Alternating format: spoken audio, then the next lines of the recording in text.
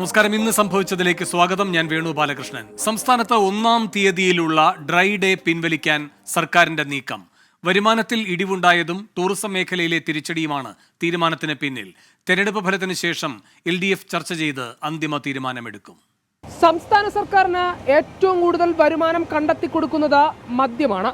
മദ്യപന്മാർക്ക് ഒരു സന്തോഷ വാർത്ത. 1-ാം തീയതിയിലുള്ള ഡ്രൈ ഡേ ഒഴിവാക്കാൻ സർക്കാർ തലത്തിൽ തന്നെ ചർച്ചകൾ തുടങ്ങിക്കഴിഞ്ഞു.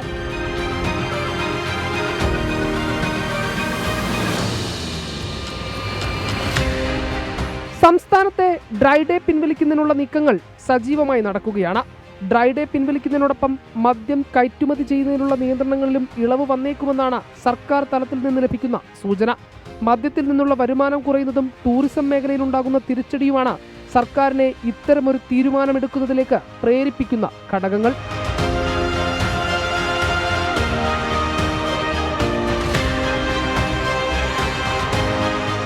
മദ്യവരുമാനം കുറഞ്ഞുവെന്ന് പറയുമ്പോഴും ക്രിസ്മസ് പുതുവത്സര സമയത്ത് മലയാളി കുടിച്ചു തീർത്ത മദ്യത്തിൽ നിന്ന് ലഭിച്ച വരുമാനം 543 കോടി രൂപ. അതിൽ തന്നെ ഡിസംബറിൽ വിറ്റത് 90 കോടി രൂപയുടെ മദ്യം. അതിൽ 90% നികുതിയായി സർക്കാരിന്റെ ഖജനാവിലെത്തിയിട്ടുണ്ട്. മദ്യവർജനമാണ് തങ്ങളുടെ നയമെന്ന് ആവർത്തിച്ചു പറഞ്ഞ് അധികാരത്തിലെത്തിയ ഇടതുപക്ഷ സർക്കാരിന്റെ ഒരു മാസത്തെ മദ്യത്തിൽ നിന്നുള്ള വരുമാനമാണിത്. ടൂറിസം മേഖലയിൽ വലിയ തിരിച്ചടിയുണ്ടായെന്ന ന്യായമാണ് ഡ്രൈ ഡേ ഒഴിവാക്കാൻ സർക്കാർ മുന്നോട്ട് വയ്ക്കുന്നത്.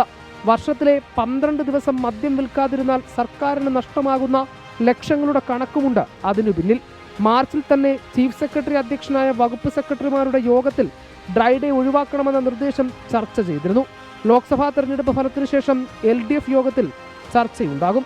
ചർച്ചയ്ക്ക് ശേഷമാകും എക്സൈസ് വകുപ്പിന് തീരുമാനം സംബന്ധിച്ച നിർദ്ദേശമുണ്ടാകുക.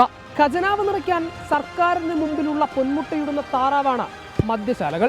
ഡ്രൈ ഡേ കൂടി ഒഴിവാക്കുമ്പോൾ ആ വരുമാനം കൂടി നേടിയെടുക്കാമെന്നാണ് സർക്കാരിന്റെ കണക്കുകൂട്ടൽ. എന്തൊക്കെയാണെങ്കിലും മദ്യപാനം ആരോഗ്യത്തിനും സമ്പത്തിനും ഹാനികരം. ഹരികൃഷ്ണൻ, 24, തിരുവനന്തപുരം.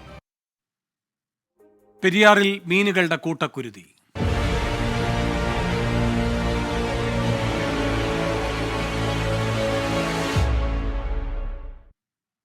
എറണാകുളം ഇടയാർ വ്യവസായ മേഖലയിൽ പെരിയാറിലെ മത്സ്യസമ്പത്ത് പൂർണ്ണമായും ചത്തുപൊങ്ങിയതാണ് ഇന്ന് വാർത്തയിൽ ഇടം പിടിച്ച പ്രധാന സംഭവം. ഫാക്ടറികളിലെ രാസമാലിന്യം പെരിയാറിലേക്ക് ഒഴുക്കിവിട്ടതാണ് പ്രശ്നത്തിന് കാരണമെന്ന് നാട്ടുകാർ ആരോപിച്ചു. കുഫോസിലെ വിദഗ്ധരെത്തി നടത്തിയ പരിശോധനയിൽ പെരിയാറിൽ ഓക്സിജന്റെ അളവ് അപകടനിലയ്ക്കും താഴെയെന്ന് കണ്ടെത്തി. പെരിയാറിൽ മീനുകൾ ചത്തുപൊങ്ങിയതിൽ പൊല്യൂഷൻ കൺട്രോൾ ബോർഡിനോടും ഫിഷറീസ് ഡിപ്പാർട്ട്മെന്റിനോടും റിപ്പോർട്ട് തേടിയെന്ന് എറണാകുളം ജില്ലാ കളക്ടർ NSK ഉമേഷ്. മത്സ്യത്തൊഴിലാളികൾക്കുണ്ടായ നഷ്ടത്തെക്കുറിച്ച് പരിശോധിക്കുമെന്നും കളക്ടർ അറിയിച്ചു. ഈ കാര്യത്തിൽ നമ്മുടെ സബ് കളക്ടർ ഫോർട്ട് കൊച്ചി വെച്ചിട്ട് ഒരു കമ്മിറ്റി തന്നെ സ്ഥലം സന്ദർശിച്ച് PCB, irrigation, industries, water authority, health എല്ലാവരെയും വെച്ച് ഒരു സംയുക്ത കമ്മിറ്റി ഇപ്പോൾ ഈ മീറ്റിംഗിൽ തീരുമാനമായിട്ട് ഫോം ചെയ്ത് ഉടനെ സ്ഥലം സന്ദർശിച്ച് ബന്ധപ്പെട്ട ഒരു പരിശോധന നടത്തി ഒരാഴ്ചക്കുള്ളിൽ എനിക്ക് റിപ്പോർട്ട് തരണം എന്നാണ് ഈ മീറ്റിംഗിൽ ഒരു തീരുമാനം എടുത്തിട്ടുള്ളത്. മെയിനായിട്ട് പല ഫിഷർമെനുടെ അവരുടെ കൂട്ടുകൃഷിയെല്ലാം ചെയ്തു വന്നത് ചേരാനല്ലൂർ ഭാഗത്ത്, വാറാപ്പുഴ, അവരുടെ വലിയ ലോസാണ്, ലക്ഷക്കണക്ക് രൂപയാണ് ലോസ് ആയിട്ടുള്ളത്. അത് ബന്ധപ്പെട്ട് അടിയന്തരമായിട്ട് നമുക്ക് assessment, loss assessment DD already ചെയ്യാൻ തുടങ്ങിയിട്ടുണ്ട്. 2 ഡേയ്സിൽ തീർക്കും എന്നാണ് പറഞ്ഞിട്ടുള്ളത്. വിവരങ്ങളുമായി വിനീത VG കൊച്ചിയിൽ നിന്ന് ചേരുന്നു. വിനീത, പെരിയാറിലേക്ക് രാസമാലിന്യമടക്കം തള്ളുന്നത് ഇതാദ്യമല്ല. അതുൾപ്പെടെയുള്ള കാര്യങ്ങളിൽ പ്രതികരിക്കുകയുണ്ടായോ കളക്ടർ? തീർച്ചയായും വേണു, അടിയന്തരമായി തന്നെയാണ് ജില്ലാ കളക്ടറുടെ നേതൃത്വത്തിൽ വിവിധ വിഭാഗങ്ങളിലെ ഉദ്യോഗസ്ഥരെ കൂടി ഉൾപ്പെടുത്തിക്കൊണ്ട് ഇന്ന് വൈകിട്ട് യോഗം ചേർന്നത്. ആ യോഗത്തിൽ ചില അന്തിമ തീരുമാനങ്ങൾ എടുത്തിട്ടുണ്ട്. അതിൽ ഏറ്റവും പ്രധാനമെന്ന് പറയുന്നത് ഈ വ്യവസായശാലകളിൽ നിന്നുള്ള രാസമാലിന്യം കൊണ്ടാണോ മീനുകൾ ഇങ്ങനെ കൂട്ടമായി ചത്തുപൊങ്ങിയതെന്ന് അത് കൃത്യമായി പരിശോധിക്കണമെന്നാണ് ആവശ്യപ്പെട്ടിരിക്കുന്നത്. പൊല്യൂഷൻ കൺട്രോൾ ബോർഡും അതോടൊപ്പം തന്നെ ഫിഷറീസ് ഡിപ്പാർട്ട്മെന്റും ഈ കാര്യങ്ങളിൽ വിശദമായിട്ടുള്ള പഠനം നടത്തും. ഈ കാര്യങ്ങൾ വിശദമായി പരിശോധിക്കും. അതിനുശേഷം അത് സംബന്ധിച്ചുകൊണ്ടുള്ള റിപ്പോർട്ട് ജില്ലാ കളക്ടർക്ക് നൽകണമെന്നും നിർദ്ദേശം നൽകിയിട്ടുണ്ട്. ഈ റിപ്പോർട്ടിന്മേൽ പിന്നീട് അടിയന്തര നടപടികൾ സ്വീകരിക്കാനാണ് തീരുമാനിച്ചിരിക്കുന്നത്. ഈ വ്യവസായശാലകളിൽ നിന്നുള്ള രാസമാലിന്യം കൊണ്ട് തന്നെയാണ് ഇങ്ങനെയൊരു സംഭവം ഉണ്ടായിട്ടുള്ളതെങ്കിൽ ഈ ഫാക്ടറികൾ ഏതാണെന്ന് കണ്ടെത്തി ആ ഫാക്ടറികൾക്ക് നോട്ടീസ് നൽകുമെന്നും ജില്ലാ കളക്ടർ അറിയിച്ചിട്ടുണ്ട്. ഒപ്പം തന്നെ ഈ മത്സ്യ കർഷകരെ സംബന്ധിച്ചിടത്തോളം അവർക്ക് വലിയ രീതിയിലേക്കുള്ള ആശങ്ക ഉണ്ടായിട്ടുണ്ട്. അവർക്കുണ്ടായ നാശനഷ്ടങ്ങൾ ഏത് രീതിയിലാണെന്നുള്ള കാര്യങ്ങൾ വിശദമായി പരിശോധിക്കും. അതിനുശേഷം അവർക്ക് നഷ്ടപരിഹാരം നൽകണമെങ്കിൽ അത്തരം കാര്യങ്ങളിൽ ഒരു നടപടി ഉണ്ടാകുമെന്നും ജില്ലാ കളക്ടർ അറിയിച്ചിട്ടുണ്ട്. ഈ കൊച്ചിയിൽ സബ് കളക്ടറുടെ നേതൃത്വത്തിൽ ഇന്ന് പ്രത്യേകമായിട്ടുള്ളൊരു കമ്മിറ്റി കൂടി രൂപീകരിച്ചിരിക്കുകയാണ്. ഈ കമ്മിറ്റിയിൽ എല്ലാ വിഭാഗങ്ങളിലെയും ഉദ്യോഗസ്ഥരെ കൂടി ഉൾപ്പെടുത്തിയിട്ടുണ്ട്. ഈ ഉദ്യോഗസ്ഥർ ഈ സ്ഥലം എത്രയും വേഗം സന്ദർശിക്കാനും ഒപ്പം തന്നെ അതിനുശേഷം ഒരു അന്തിമ റിപ്പോർട്ട് നൽകാനുമാണ് ജില്ലാ കളക്ടർ ഇന്ന് നിർദ്ദേശം നൽകിയിരിക്കുന്നത്. ശരി, വിനീത വിജയാണ് കൊച്ചിയിൽ നിന്നും വിവരങ്ങൾ നൽകിയത്. പെരിയാറിലെ മത്സ്യക്കുരുതിയുടെ കാരണം വിഷജലമാണെന്ന് എല്ലാവർക്കും അറിയാം. പക്ഷേ ആരാണ് കുറ്റക്കാർ? അരനൂറ്റാണ്ടായി പെരിയാറിന് തീരത്തെ ജനങ്ങൾ അനുഭവിക്കുന്നതാണ് ഈ ദുരിതം. ഇക്കാലം അത്രയും ആർക്കെതിരെയും ഒരു നടപടിയും ഉണ്ടായിട്ടില്ല. വ്യാവസായിക മലിനജലം ഒഴുക്കിവിടാനുള്ള യാതൊരു നടപടിക്രമങ്ങളും പാലിക്കാതെയാണ് കമ്പനികൾ പ്രവർത്തിക്കുന്നത്.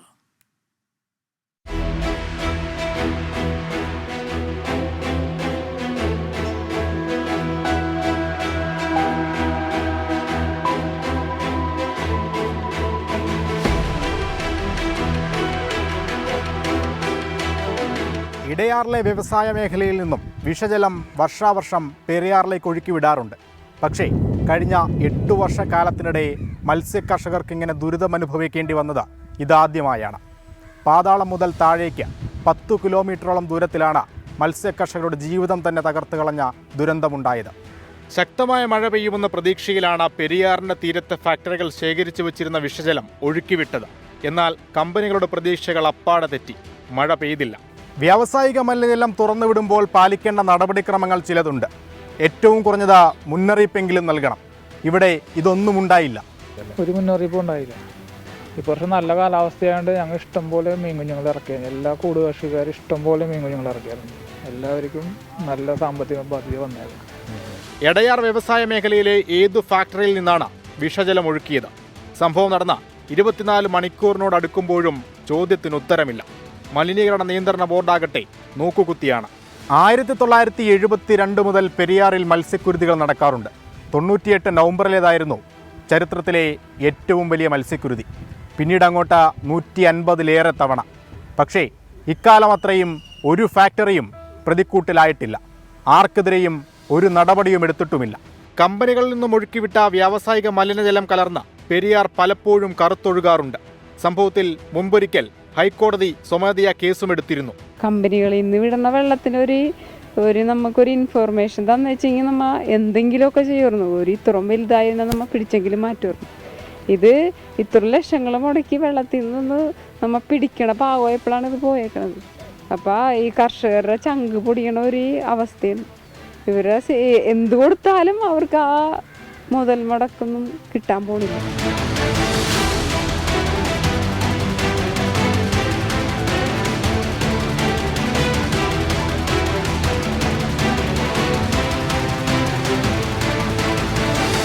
എപ്പോഴൊക്കെ മത്സ്യക്കുരുതി നടന്നിട്ടുണ്ടോ അപ്പോഴെല്ലാം പുഴയിലെ അമോണിയം നൈട്രജന്റെ അളവ് കൂടിയിട്ടുണ്ട്. ആ വർദ്ധിച്ച അമോണിയയുടെ സ്രോതസ് കണ്ടെത്തിയാൽ തീരാവുന്നതേയുള്ളൂ സംഭവത്തിലെ യഥാർത്ഥ പ്രതി ആരാണെന്ന സംശയം. പക്ഷേ എന്തുകൊണ്ടൊക്കെയോ ഉദ്യോഗസ്ഥർ അതിന് തയ്യാറാകുന്നില്ല. നൂറുകണക്കിന് സാധാരണക്കാരുടെ ജീവിതം തകർത്തെറിഞ്ഞ ഫാക്ടറികളോട് എന്തിനാണിത്ര അനുകമ്പ? കൊച്ചിയിൽ നിന്ന് സച്ചിൻ ചന്ദ്രയ്ക്കൊപ്പം അശ്വിൻ പാലാഴി, 24. ഇന്ന് സംഭവിച്ചത് തുടരുന്നു. മെഡിക്കൽ കോളേജുകളിലെ ചികിത്സാ പിഴവിൽ ഡോക്ടർമാർക്കെതിരെ തുറന്നടിച്ച് CPIM MLA H. സലാം. ചികിത്സാ പിഴവിന് ഉത്തരവാദികൾ ഡോക്ടേഴ്സാണെന്നും അമ്പലപ്പുഴ MLA വിമർശിച്ചു. ആലപ്പുഴ മെഡിക്കൽ കോളേജിന് മുന്നിൽ LDFന്റെ ജനകീയ പ്രതിരോധ സദസ്സിലായിരുന്നു MLAയുടെ വിമർശനം. കട്ടാമുടി ന്യായങ്ങൾ പറഞ്ഞ് തങ്ങൾ ചെയ്യുന്ന കുറ്റങ്ങൾ രക്ഷപ്പെട്ടു പോകാനുള്ള നിലപാടിലേക്ക് ഇനിയും നിങ്ങളാരും വരേണ്ട കാര്യമില്ല. സ്വകാര്യ പ്രാക്ടീസ് മാത്രം നടത്തി കാശുണ്ടാക്കാൻ മാത്രമായി ജീവിക്കുന്ന ഡോക്ടർമാരെ പരസ്യപ്പെടുത്തി നിങ്ങൾ ചെയ്യുന്ന രീതികളെ ഈ സമൂഹത്തെ കൂടി ബോധ്യപ്പെടുത്തി മാധ്യമങ്ങളെയും ബോധ്യപ്പെടുത്തി പരസ്യപ്പെടുന്ന നിലയിലേക്ക് നിങ്ങൾ മാറും.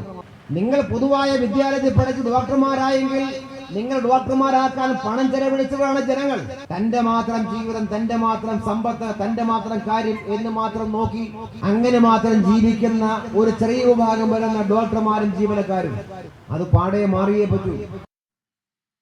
വിമർശനങ്ങൾക്കിടെ ആരോഗ്യമന്ത്രി വീണ ജോർജ് ഉന്നതതല യോഗം വിളിച്ചു. നാളെ തിരുവനന്തപുരത്താണ് യോഗം. കൂടുതൽ വിവരങ്ങളുമായി അഭിജിത്ത് മുഴക്കുന്ന് ചേരുന്നു. അഭിജിത്ത്, ഈ ചികിത്സാ പിഴവുകൾ തുടർച്ചയായി സംഭവിക്കുന്ന പശ്ചാത്തലത്തിൽ CPM-നകത്തും പരാതി ഉയരുകയാണോ?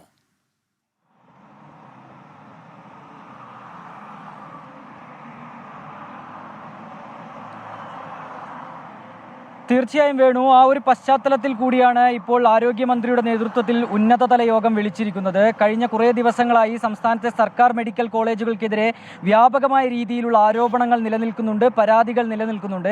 ഏറ്റവും പ്രധാനപ്പെട്ടത് ഈ കോഴിക്കോട് മെഡിക്കൽ കോളേജിനെതിരെയും ആലപ്പുഴ മെഡിക്കൽ കോളേജിനെതിരെയും ഉയർന്നു വന്ന പരാതികളാണ്. അതിൽ ചികിത്സാ പിഴവുണ്ട്, ഡോക്ടർമാരുടെ അഭാവമുണ്ട്, ആരോഗ്യ പ്രവർത്തകരുടെ മോശം പെരുമാറ്റമുണ്ട്, ആശുപത്രിയുടെ ശോചനീയാവസ്ഥയുണ്ട്.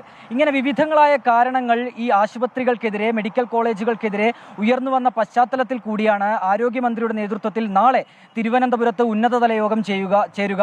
ആരോഗ്യവകുപ്പ് ഡയറക്ടർ, ഒപ്പം തന്നെ മെഡിക്കൽ കോളേജ് മെഡിക്കൽ വിദ്യാഭ്യാസ ഡയറക്ടർ ഉൾപ്പെടെ ഈ യോഗത്തിൽ പങ്കെടുക്കുന്നുണ്ട്. ഏറ്റവും പ്രധാനപ്പെട്ടത് ഞാൻ സൂചിപ്പിച്ചതുപോലെ തന്നെ കോഴിക്കോട്, ആലപ്പുഴ മെഡിക്കൽ കോളേജുകൾക്കെതിരായ ആരോപണങ്ങളിലുള്ള അല്ലെങ്കിൽ അത്തരത്തിലുള്ള പരാതികളിലുള്ള ഒരു ചർച്ചയാകും ഈ യോഗത്തിൽ പ്രധാനമായും നടക്കുക. കോഴിക്കോട് മെഡിക്കൽ കോളേജിന്റെ കാര്യം മാത്രം എടുത്തു നോക്കുക. കഴിഞ്ഞ ഒരാഴ്ചക്കിടെ 3ഓളം ഗുരുതരമായ ആരോപണങ്ങളാണ് ഈ മെഡിക്കൽ കോളേജിനെതിരെ ഉയർന്നു വന്നത്. അതിലൊന്ന് ഈ കൈക്ക് ശസ്ത്രക്രിയ ചെയ്യേണ്ടതിന് പകരം നാവിൽ ശസ്ത്രക്രിയ ചെയ്ത സംഭവം, കയ്യിൽ കമ്പിയിട്ടതുമായി ബന്ധപ്പെട്ട് ഉയർന്ന ആരോപണം, ഒപ്പം ഈ അമീബിക് മസ്തിഷ്ക ജ്വരം ബാധിച്ച് മരിച്ച കുട്ടിയുടെ കുടുംബം ഉന്നയിച്ച ആരോപണം. ഇങ്ങനെ ഗുരുതരമായ ആരോപണങ്ങൾ ഈ മെഡിക്കൽ കോളേജിനെതിരെ ഉയർന്നു വന്ന സാഹചര്യമുണ്ട്. അത്തരത്തിലുള്ള ഒരു പശ്ചാത്തലം നിലനിൽക്കുന്നുണ്ട്. കൂടാതെ ആലപ്പുഴ മെഡിക്കൽ കോളേജിലെ ചികിത്സാ പിഴവുമായി ബന്ധപ്പെട്ട് ഉണ്ടാകുന്ന മരണങ്ങൾ, അതിൽ CPM തന്നെ പ്രതിരോധത്തിലാകുന്ന ഒരു കാഴ്ച. അതിനു പിന്നാലെയാണ് LDFന്റെ നേതൃത്വത്തിൽ ജനകീയ പ്രതിരോധ സമിതി അല്ലെങ്കിൽ അത്തരത്തിലുള്ള ഒരു പ്രതിഷേധ പരിപാടി ഇന്ന് സംഘടിപ്പിച്ചത്. ഈ പരിപാടിയിലാണ് H. സലാം MLA രൂക്ഷമായ വിമർശനം ഡോക്ടേഴ്സിനെതിരെ നടത്തിയത്. അതിൽ ഈ സർക്കാരിൻ്റെ പദ്ധതികൾക്ക് തുരങ്കം വയ്ക്കുന്ന പരിപാടിയാണ് അല്ലെങ്കിൽ അത്തരത്തിലുള്ള നീക്കമാണ് ഈ ഡോക്ടേഴ്സിൻ്റെ ഭാഗത്തു നിന്നുണ്ടാകുന്നത്. ഡോക്ടേഴ്സിൻ്റെ പെരുമാറ്റം അല്ലെങ്കിൽ അവരുടെ ചികിത്സാ പിഴവുകൾ അത് സർക്കാരിനെ കൂടി ബാധിക്കുന്നുണ്ട്. അതായത് ഈ ഡോക്ടേഴ്സിൻ്റെ പെരുമാറ്റം അല്ലെങ്കിൽ അവരുടെ ചികിത്സാ പിഴവുകൾ, അതിനെതിരെ രൂക്ഷമായ രീതിയിലുള്ള വിമർശനമാണ് H. സലാം MLAയുടെ ഭാഗത്തു നിന്നുണ്ടായത്. അതിൽ ഏറ്റവും പ്രധാനപ്പെട്ടത് ഈ പാർട്ടിക്കകത്തു തന്നെ, CPMനകത്ത് തന്നെ, ഇടതുമുന്നണിക്കകത്ത് തന്നെ ഈ ഒരു പ്രതിരോധം സൃഷ്ടിക്കുന്ന രീതിയിൽ ആലപ്പുഴ മെഡിക്കൽ കോളേജിന് ഉണ്ടായ ചികിത്സാ പിഴവുകൾ മാറിയ ഒരു പശ്ചാത്തലമുണ്ടായിരുന്നു. ഏതായാലും ഇത്തരത്തിലുള്ള എല്ലാ സാഹചര്യങ്ങളും നിലനിൽക്കുന്ന പശ്ചാത്തലത്തിൽ ഈ ഒരു യോഗം വിളിക്കുന്നു. ഏറ്റവും പ്രധാനപ്പെട്ട കാര്യം, ഏതൊക്കെ വിഷയങ്ങൾ ഈ യോഗത്തിൽ ചർച്ചയാകും, എന്തൊക്കെ നടപടികൾ ഉണ്ടാകും, ഏതൊക്കെ രീതിയിലുള്ള പ്രശ്ന പരിഹാരങ്ങൾ ഈ ഒരു ഉന്നതതല യോഗത്തിന്റെ ഭാഗമായി നടക്കും എന്നുള്ളതാണ്. അഭിജിത്ത്, പ്രതിപക്ഷ നേതാവ് VD സതീശൻ കഴിഞ്ഞ ദിവസങ്ങളിലൊക്കെ വീണ ജോർജിനെ വിമർശിക്കുന്നുണ്ടായിരുന്നു. ഇപ്പോൾ H. സലാം അടക്കം പരസ്യമായി വിമർശനം ഉന്നയിക്കുന്ന സാഹചര്യത്തിൽ പ്രതിപക്ഷത്തിന് കൂടുതൽ ശക്തി കൂടുകയാകില്ലേ അവരുടെ വിമർശനങ്ങൾക്ക്? ഇത് ആരോഗ്യമന്ത്രിയെ പ്രതിരോധത്തിലാക്കുന്നതാകില്ലേ?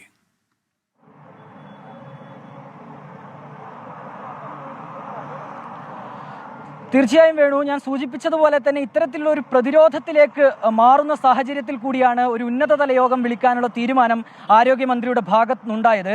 ഈ LDFന്റെ ആലപ്പുഴയിലെ ആ ഒരു പ്രതിഷേധം, അതും ഇത്തരത്തിലൊരു പ്രതിരോധത്തിലാകുന്നതിന്റെ ഭാഗമായിരുന്നു. കാരണം അവിടെ മരിച്ച 2 പേർ, അവർക്ക് പാർട്ടി ബന്ധങ്ങളുണ്ടായിരുന്നു. അതിലൊരാൾ ബ്രാഞ്ച് സെക്രട്ടറിയുടെ ഭാര്യ കൂടിയാണ് എന്നുള്ളതാണ് ഏറ്റവും പ്രധാനപ്പെട്ട കാര്യം. അതായത് ഇത്തരത്തിൽ കഴിഞ്ഞ 8 വർഷമായി ഇടതുപക്ഷത്തിന്റെ കയ്യിലാണ് ഭരണം. കൂടാതെ ഈ ആലപ്പുഴ മെഡിക്കൽ കോളേജ് ഉൾപ്പെടുന്ന അമ്പലപ്പുഴ മണ്ഡലത്തെ പ്രതിനിധീകരിക്കുന്നത് H. സലാം MLA ആണ്. അങ്ങനെ എല്ലാ രീതിയിലും പ്രതിരോധത്തിലായി മാറുന്ന സാഹചര്യത്തിൽ കൂടിയാണ് ഇന്ന് അവിടെ ഒരു പ്രതിഷേധം LDF ഇടതുമുന്നണി സംഘടിപ്പിച്ചത്. ആ പ്രതിഷേധത്തിൽ കൃത്യമായ രീതിയിൽ ഇത് ഒരു സർക്കാരിന്റെ വീഴ്ച എന്നതിൽ കവിഞ്ഞ് ഡോക്ടേഴ്സിന്റെ ഭാഗത്തു നിന്നുണ്ടാകുന്ന വീഴ്ച എന്ന രീതിയിലാണ് H. സലാം MLA പ്രസംഗിച്ചത്. അദ്ദേഹം തന്റെ നിലപാട് വ്യക്തമാക്കിയത്. ആരോഗ്യ പ്രവർത്തകരുടെ ഭാഗത്തു നിന്നുണ്ടാകുന്ന പ്രശ്നങ്ങൾക്ക് പലപ്പോഴും സർക്കാർ പഴി കേൾക്കേണ്ടി വരുന്നു. അതിനാൽ ആ രീതിയിലുള്ള ഒരു വിമർശനം അദ്ദേഹത്തിന്റെ ഭാഗത്തു നിന്നുണ്ടായി. ഏതായാലും ഇത്തരത്തിലുള്ള പ്രതിഷേധങ്ങളെ, വിമർശനങ്ങളെയൊക്കെ തടയിടുന്നതിന്റെ ഭാഗമായി തന്നെയാണ് H. സലാമിന്റെ ആ ഒരു പ്രസംഗത്തെ നമ്മൾ നോക്കിക്കാണേണ്ടത്. ഒപ്പം തന്നെ നാളെ നടക്കുന്ന ഈ ഒരു ഉന്നതതല യോഗത്തെയും. വേണു, ശരി. അഭിജിത്ത് മുഴക്കുന്നാണ് കോഴിക്കോട് നിന്ന് വിവരങ്ങൾ നൽകിയത്. +2 ജയിച്ചതിന്റെ പാർട്ടിക്ക് പിന്നാലെ 17കാരൻ ഓടിച്ച ആഡംബര കാറിടിച്ച് 2 മരണം. പൂനെയിലാണ് സംഭവം. 240 കിലോമീറ്റർ വേഗതയിലായിരുന്നു കാർ ഓടിച്ചത്. റോഡപകടങ്ങളെക്കുറിച്ച് ഉപന്യാസം എഴുതിച്ച് ജാമ്യത്തിൽ വിട്ടത് വിവാദമായി.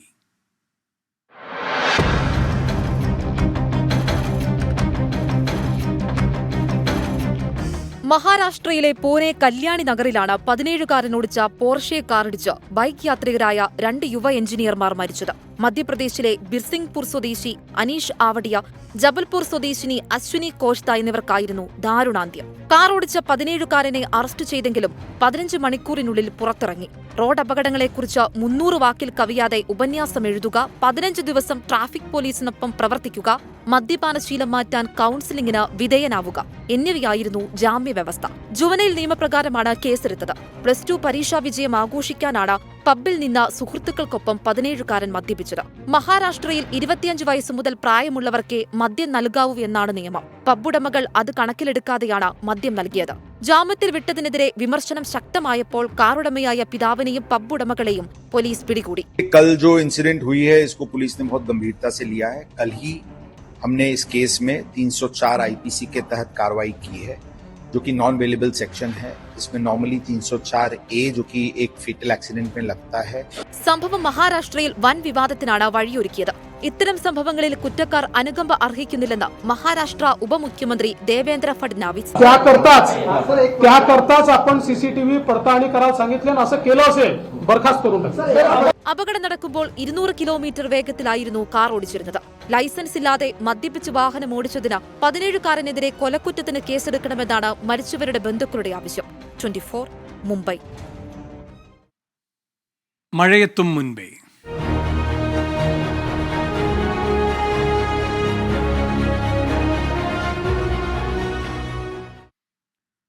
തിരുവനന്തപുരത്ത് മഴക്കെടുതിയിൽ വീട്ടമ്മയ്ക്ക് ദാരുണാന്ത്യം. വീടിന്റെ ചുമർ ഇടിഞ്ഞു വീണ് പോത്തൻകോട് ഇടത്തറ സ്വദേശി ശ്രീകല മരിച്ചു. കാസർഗോഡ് കനത്ത മഴയിൽ റോഡിന്റെ ഭിത്തി ഇടിഞ്ഞ് സമീപത്തെ വീടുകൾ അപകട ഭീഷണിയിൽ. 2 വീട്ടുകാരെ മാറ്റിപ്പാർപ്പിച്ചു. എറണാകുളം മുല്ലശ്ശേരി കനാലിലെ നിർമ്മാണ പ്രവർത്തനങ്ങളുടെ പുരോഗതി അറിയിക്കണം എന്ന് ജില്ലാ കളക്ടർക്ക് ഹൈക്കോടതി നിർദ്ദേശം. തലസ്ഥാന നഗരത്തിലെ വെള്ളക്കെട്ടിൽ സർക്കാരിന് വീഴ്ചയുണ്ടായിട്ടില്ലെന്ന് മന്ത്രി വി ശിവൻകുട്ടി. തിരുവനന്തപുരത്ത് മഴക്കെടുതിയിൽ ഒരു മരണം കൂടി. വീടിന്റെ ചുമരിടിഞ്ഞു വീണ് വീട്ടമ്മ മരിച്ചു. പോത്തൻകോട് ഇടത്തറ സ്വദേശി ശ്രീകലയാണ് മരിച്ചത്. രാവിലെ 9:30 മഴയിൽ കുതിർന്നിരുന്ന പഴയ വീടിന്റെ ചുമർ ഇടിഞ്ഞു വീഴുകയായിരുന്നു. തിരുവനന്തപുരം നഗരത്തിലെ വെള്ളക്കെട്ടിന് നേരിയ ശമനം. ചാല ഉൾപ്പെടെയുള്ള പ്രദേശങ്ങളിൽ വെള്ളം പൂർണ്ണമായി ഇറങ്ങിയിട്ടില്ല. നഗരത്തിലെ വെള്ളക്കെട്ടിന് പരിഹാരം കാണുന്നതിനായി ജില്ലയുടെ ചുമതലയുള്ള മന്ത്രി വി ശിവൻകുട്ടിയുടെ നേതൃത്വത്തിൽ യോഗം ചേർന്നു. മഴക്കാലപൂർവ്വ ശുചീകരണം വൈകിട്ടില്ലെന്നും മഴക്കെടുതി മൂലമുണ്ടായ പ്രതിസന്ധികൾ പരിഹരിക്കുമെന്നും മന്ത്രി വി ശിവൻകുട്ടി. ഈ റോഡിന്റെ നിർമ്മാണം അതുപോലുള്ള കാര്യങ്ങൾ ഒരു ഡേറ്റ് നമ്മൾ ഉദ്യോഗസ്ഥന്മാർ പറയുന്നതിന്റെ അടിസ്ഥാനത്തിൽ നമുക്കൊരു ഡേറ്റ് നമ്മൾ നിശ്ചയിക്കുന്നു. ആ സമയത്ത് ഒരു പ്രതികൂല കാലാവസ്ഥ വന്നു കഴിഞ്ഞാൽ സ്വാഭാവികമായിട്ട് മാറിപ്പോവില്ല. എറണാകുളം മുല്ലശ്ശേരി കനാലിലെ നിർമ്മാണ പ്രവർത്തനങ്ങളുടെ പുരോഗതി അറിയിക്കണമെന്ന് ജില്ലാ കളക്ടർക്ക് ഹൈക്കോടതി നിർദ്ദേശം നൽകി.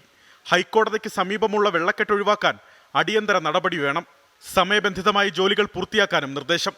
കാസർഗോഡ് കനത്ത മഴയിൽ കള്ളാർ അടോട്ടുകയ റോഡിന്റെ ഭിത്തി ഇടിഞ്ഞു വീണു. അപകട ഭീഷണിയിലായ 2 വീട്ടുകാരെ മാറ്റിപ്പാർപ്പിച്ചു. ഭാരതപ്പുഴയിൽ തൃത്താല വെള്ളിയാങ്കല്ല് റെഗുലേറ്ററിന്റെ 5 ഷട്ടറുകൾ ഉയർത്തി. പുഴയുടെ തീരത്ത് താമസിക്കുന്നവർക്ക് ജാഗ്രതാ നിർദ്ദേശം നൽകിയിട്ടുണ്ട്. വിവിധ ബ്യൂറോകൾക്കൊപ്പം 24 തിരുവനന്തപുരം. കോഴിക്കോട് കുറ്റിക്കാട്ടൂരിൽ കടത്തിണ്ണയിൽ നിന്ന യുവാവ് ഷോക്കേറ്റ് മരിച്ചതിൽ KSEB ജീവനക്കാർക്ക് വീഴ്ചയില്ലെന്ന് പ്രാഥമിക റിപ്പോർട്ട്. സർവീസ് വയറിലും കടയിലെ വയറിംഗിലും ചോർച്ചയുണ്ട്. എന്നാൽ ഉദ്യോഗസ്ഥർ പരിശോധിച്ച സമയത്ത് പ്രശ്നമുണ്ടായിരുന്നില്ല എന്ന് ന്യായീകരണം. സംഭവത്തിൽ മനുഷ്യാവകാശ കമ്മീഷൻ കേസെടുത്തു. പ്രാഥമിക അന്വേഷണത്തിലാണ് സർവീസ് വയറിലും കടയിലെ വയറിംഗിലും ചോർച്ചയുണ്ടെന്ന് കണ്ടെത്തിയത്. മഴയത്ത് സർവീസ് വയർ കടയുടെ തകര ഷീറ്റിൽ തട്ടിയതോടെ തൂണിലേക്ക് വൈദ്യുതി പ്രവഹിച്ചതാകാനാണ് സാധ്യത. കടയുടെ പുറത്ത് ബൾബ് ഉണ്ടായിരുന്നു. ഇതിനായി വലിച്ച വയറിലെ ചോർച്ചയിലൂടെയും തൂണിലേക്ക് വൈദ്യുതി എത്തിയെന്നാണ് സംശയം. കടയുടമയുടെ പരാതിയിൽ തലേന്ന് ഉദ്യോഗസ്ഥർ പരിശോധന നടത്തിയെങ്കിലും ലീക്കുള്ളതായി കണ്ടെത്തിയിരുന്നില്ലെന്നും പ്രാഥമിക റിപ്പോർട്ടിൽ പറയുന്നു. ഉദ്യോഗസ്ഥരുടെ ഭാഗത്ത് വീഴ്ചയുണ്ടായെന്ന ആരോപണം നിഷേധിക്കുന്ന റിപ്പോർട്ട് KSEB അധികൃതർ വൈദ്യുതി മന്ത്രി K കൃഷ്ണൻകുട്ടിക്ക് കൈമാറി. മരിച്ച മുഹമ്മദ് റിജാസിന്റെ കുടുംബത്തിന് വൈദ്യുതി വകുപ്പ് 5 ലക്ഷം രൂപ ധനസഹായം പ്രഖ്യാപിച്ചു. സംഭവത്തിൽ മനുഷ്യാവകാശ കമ്മീഷൻ കേസെടുത്തിട്ടുണ്ട്. Kozhikode Gandhinagar KSEB executive engineer 15 ദിവസത്തിനകം റിപ്പോർട്ട് സമർപ്പിക്കണം. 24 കോഴിക്കോട്. ലോക്സഭാ തെരഞ്ഞെടുപ്പ് വാർത്തകൾ. ICL FinCorp 24 ഇലക്ഷൻ സമർപ്പിക്കുന്നത് ICL FinCorp, the intelligent choice.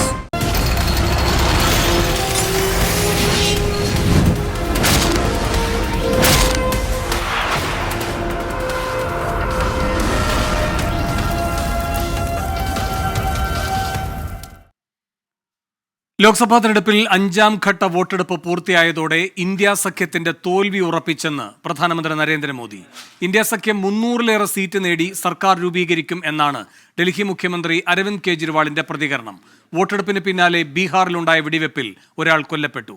ഉത്തർപ്രദേശിൽ അഖിലേഷ് യാദവിന്റെ പ്രചാരണ റാലിക്കിടെ സംഘർഷമുണ്ടായി. ഒന്നാം ഘട്ട വോട്ടെടുപ്പിന് പിന്നാലെ ആത്മവിശ്വാസം നഷ്ടപ്പെട്ട ഇന്ത്യ സഖ്യം അഞ്ചാം ഘട്ട വോട്ടെടുപ്പ് പൂർത്തിയായതോടെ തോൽവി സമ്മതിച്ചു കഴിഞ്ഞെന്ന് ബീഹാറിലെ ഈസ്റ്റ് ചമ്പാരനിലെ തെരഞ്ഞെടുപ്പ് റാലിയിൽ പ്രധാനമന്ത്രി നരേന്ദ്രമോദി. पहले चरण में इंडी गठबंधन पस्त हो गया था. इसके बाद के चरणों में इंडी गठबंधन ध्वस्त हुआ और अब कल जो 5वां चरण हुआ, इंडी गठबंधन पूरी तरह परास्त हो चुका है. ജൂൺ 4-ന് ഇന്ത്യ സഖ്യം 300 സീറ്റുകളിലേറെ നേടി സർക്കാർ രൂപീകരിക്കുമെന്ന് ഡൽഹി മുഖ്യമന്ത്രി അരവിന്ദ് കെജ്രിവാൾ. ആം ആദ്മിക്ക് വോട്ട് ചെയ്തവരെ പാകിസ്ഥാനികളെന്ന് വിളിച്ച് അധിക്ഷേപിച്ച ആഭ്യന്തരമന്ത്രി അമിത്ഷാ പ്രധാനമന്ത്രിയാകില്ലെന്നും കെജ്രിവാൾ പറഞ്ഞു. मैं उनसे पूछना चाहता हूं, दिल्ली के लोगों ने हमें 62 सीट 56% वोट शेयर देके सरकार बनाई है. क्या दिल्ली के लोग पाकिस्तानी हैं? पंजाब के लोगों ने हमें 117 में से 92 सीट्स देके सरकार बनाई है. क्या पंजाब के लोग पाकिस्तानी हैं? गुजरात के लोगों ने हमें 14% वोट दिया. क्या गुजरात के भी लोग पाकिस्तानी हैं? ഇന്നലെ നടന്ന വോട്ടെടുപ്പിന് പിന്നാലെ ബീഹാറിലെ ചപ്രയിൽ ബി.ജെ.പി. ആർ.ജെ.ഡി. പ്രവർത്തകർ ഏറ്റുമുട്ടി. സംഘർഷത്തിനിടെയുണ്ടായ വെടിവെപ്പിൽ ഒരാൾ മരിച്ചു. നോർത്ത് ഈസ്റ്റ് ഡൽഹിയിലെ കോൺഗ്രസ് സ്ഥാനാർത്ഥി കന്നയ്യകുമാറിനെ ആക്രമിക്കുകയും മഷിയെറിയുകയും ചെയ്ത കേസിൽ അജയ് കുമാർ എന്നയാളെ അറസ്റ്റ് ചെയ്തു. മറ്റുള്ളവർക്ക് വേണ്ടി തെരച്ചിൽ തുടരുന്നതായും പോലീസ് അറിയിച്ചു. ഉത്തർപ്രദേശിലെ അസംഘട്ടിൽ അഖിലേഷ് യാദവിന്റെ പ്രചാരണ റാലിക്കിടെ ബാരിക്കേഡുകൾ തകർത്ത ആൾക്കൂട്ടത്തിനു നേരെ പോലീസ് ലാത്തി വീശി. തെരഞ്ഞെടുപ്പ് പ്രചാരണത്തിൽ സഹകരിക്കാത്തതിൽ മുൻ കേന്ദ്രമന്ത്രിയും എംപിയുമായ ജയന്ത് സിൻഹയിൽ നിന്നും ബി.ജെ.പി. വിശദീകരണം തേടി. 24 ഡൽഹി. ഇതോടെ ഇന്ന് സംഭവിച്ചത് അവസാനിക്കുന്നു. ലോകത്തെവിടെയായാലും ഏത് സമയത്തും 24 വാർത്തകളും ഓഗ്മെന്റഡ് റിയാലിറ്റി പാക്കേജുകളും എക്സ്പ്ലെയിനറുകളും വിശദമായി കാണാൻ ഞങ്ങളുടെ യൂട്യൂബ് ചാനൽ നിങ്ങൾക്ക് സബ്സ്ക്രൈബ് ചെയ്യാം.